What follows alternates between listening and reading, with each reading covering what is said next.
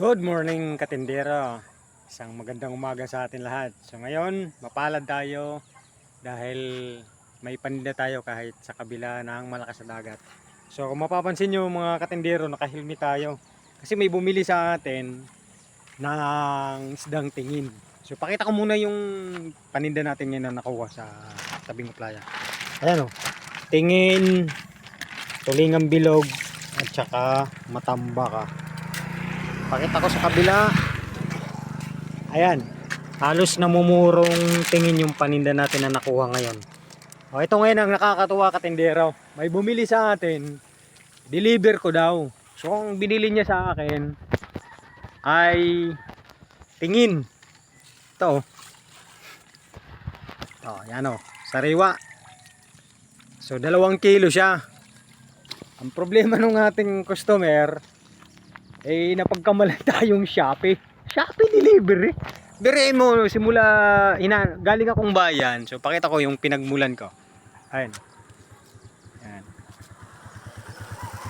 Tapos galing tayo din sa kabila. Oh, yun, galing tayong bayan.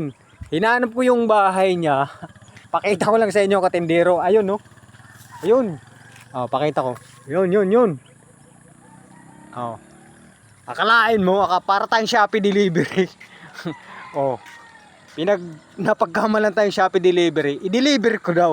So ako naman siyempre customer natin, binayaran na. So i-deliver natin. Hindi ko lang akalain yung bahay niya nandito sa gitna ng palayan. So galing tayong bayan, ha, mga katindero. Oh.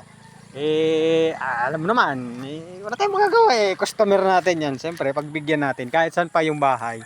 Ipupuntahan natin yun dahil customer natin. So yun lang ang nakakatuwa sa pagtitinda. Nakakaikot ka, nakakapunta ka kung saan saan. Hindi lang bayan, nakakarating ka pa sa mga kabukiran. Lalo na sa ganito mga palayan. So ganito kalupit magtinda yung tindero ninyo. Pagbigyan natin, hahanapin ko yung mga bahay ng ating mga customer para lang sa ating mga paninda. So napakaganda, napaka-bless. Sumamba tayo kagabi, tumupad ang ating tungkulin. So ito ngayon ang biyaya na ibinigay sa atin ng Diyos. So yun lang mga katindero, God bless. Ingat po tayong lahat.